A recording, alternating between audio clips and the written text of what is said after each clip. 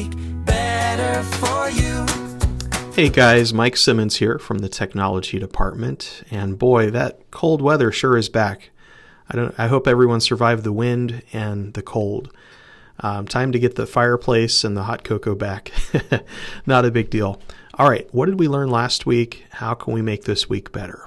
I did have a phone call with George, and we were talking about paper cut, print deploy, and it really should be the only method to add printers.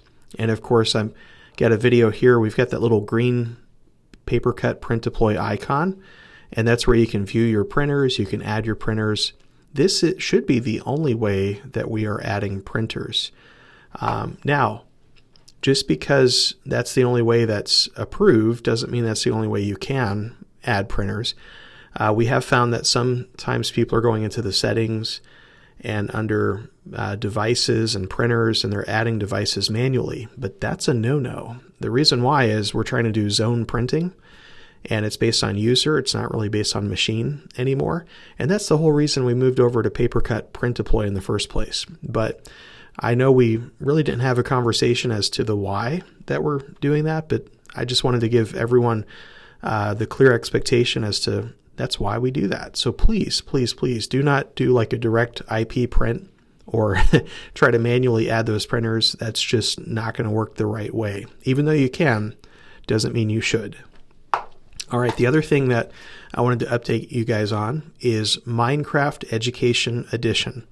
Microsoft did release an update, and what will happen is it tries to install the update on the machine, and in the process of doing so, it uninstalls Minecraft, and then it reinstalls it with a new version. Now, if for some strange reason the students decide that, hey, we want to power the machine off and then leave, it might get stuck in the middle, like it did the uninstall, but it didn't fully do the reinstall, and then it's missing. What do you do in that scenario? That's pretty simple. Just get the machine name, the host name over to sysadmin, and we'll be happy to push that back out and get it back up and working.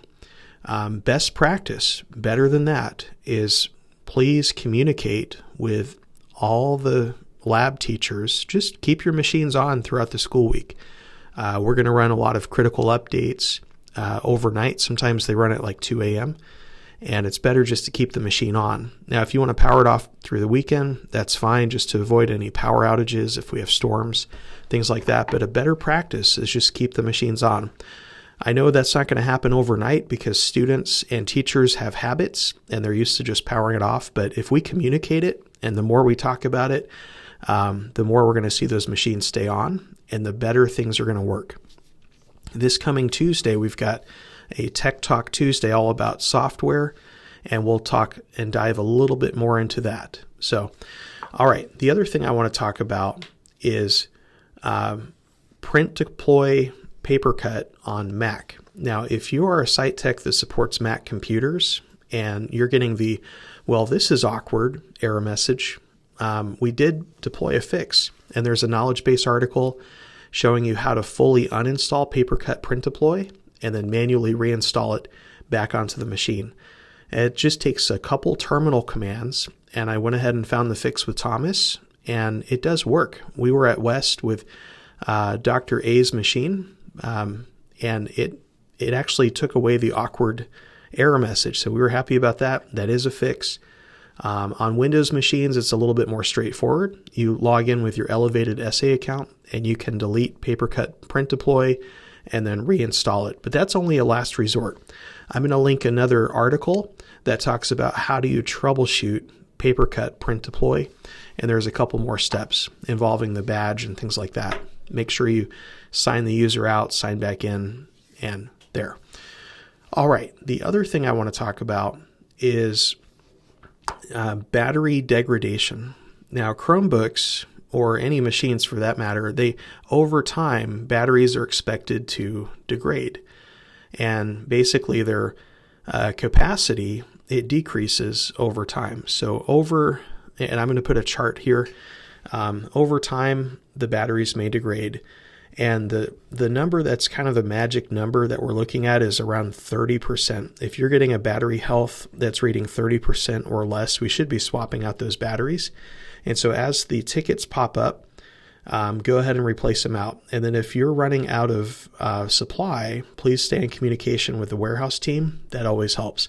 And make sure we are attaching parts to each and every ticket, because we can pull a report to look at how many parts we're using, and that will be a tremendous help. So I just wanted to make sure that everyone understands, if you see those battery tickets, it's normal. It's just we expected over time those batteries will start to degrade. And I'll put a knowledge base article link on that as well to the email. All right, speaking of Chromebooks, the system board process, I just want to make sure we're all on the same page. So if you receive a system board from the manufacturer under warranty, follow the manufacturer's recommended steps. Simple as that. The shim process is usually what they do. They'll give you a shim or give you steps to create a shim, and then just follow the shim process. And what that does is it writes the serial number from the bad board onto the replacement board. But if it's out of warranty, we've got aftermarket system boards from the warehouse. We need to do something called reserialization.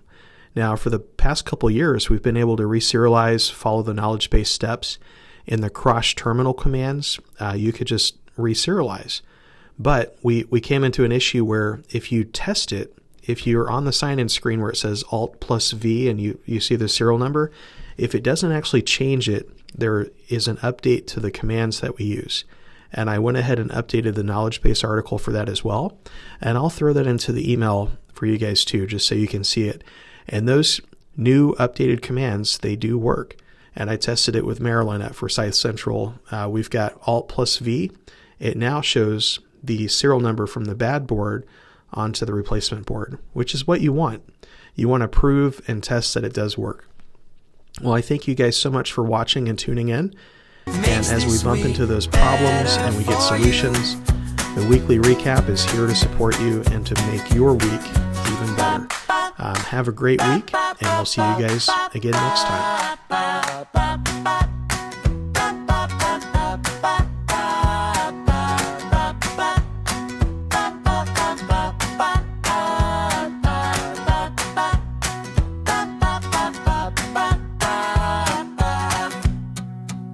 This is the weekly recap.